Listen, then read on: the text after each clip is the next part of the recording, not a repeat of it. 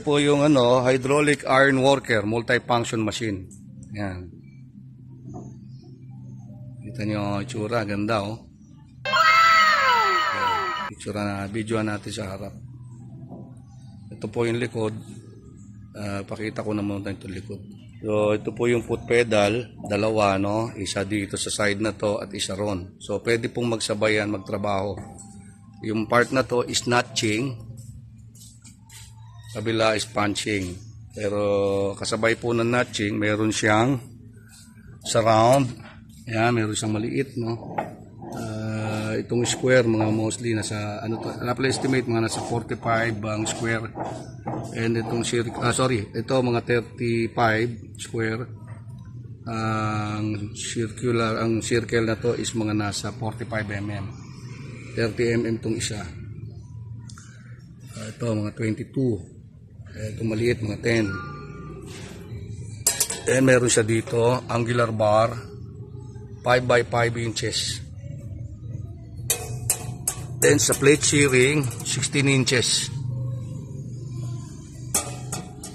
Then sa kabilang side, so sa punching may nakakabit na siyang 25 mm.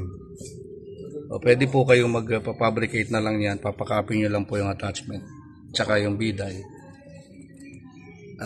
para dun sa ibang diameter. Yung harap, dito kayo magsusubo, no? Kung sa mga round bar, square bar, and then sa angular bar, and sa plate shearing, no? Yan. Ulitin ko po, ito ay 16 inches, lapad, no? Sa round, ganun din, meron dyan, may mga guide kayo. So yan, angular bar, may guide rin. So yan. And then sa notching, ito, part na to. Okay, then sa punching, ayan po ulit. Then meron kayong ilaw rito. Pwede nyo ilipat. Pwede nyo ilipat yan. Magnet naman yan. Okay, so yan.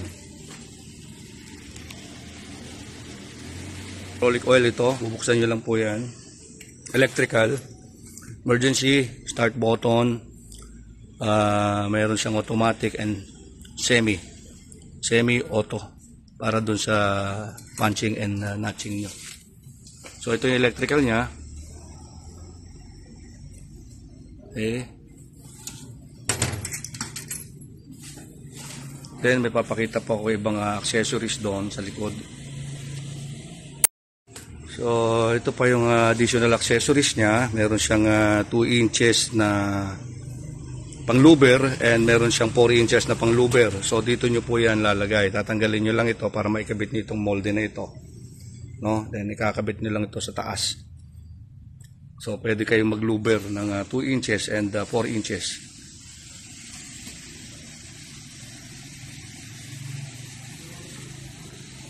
So pwede rin kayo magpapabricate kung gusto nyo.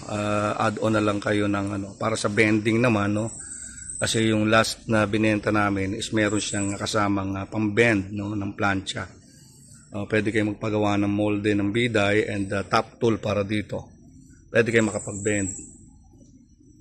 So ito po is multi-function, ano? Even sa mga construction meron ito. Pwede kayong gumamit multi-function. Pwede siya magbutas ng angular, no? Mga flat bar. And then mag-cut ng angular bar, round bar, square bar. Mag-plate shearing doon. Even mga thickness 16 mm kaya niya, no? Notching, ganun din. Makapal din yung notching niya. Pwede kayong magputol, no? Magdugtong sa angular bar. Pwede kayong mag-notch para makanto nyo, kanto mesa. So marami pong purpose ito. Multi-function machine. So yun po, isa pang advantage is pwede mag-perform ng dalawa. No, dalawang operator, nice. Isa dito sa side na to and isa doon sa side na yon dahil meron tayong dalawang foot pedal. So dual cylinder po yan, no? Pwede magtrabaho doon yung isang operator, pwede rin siya rito.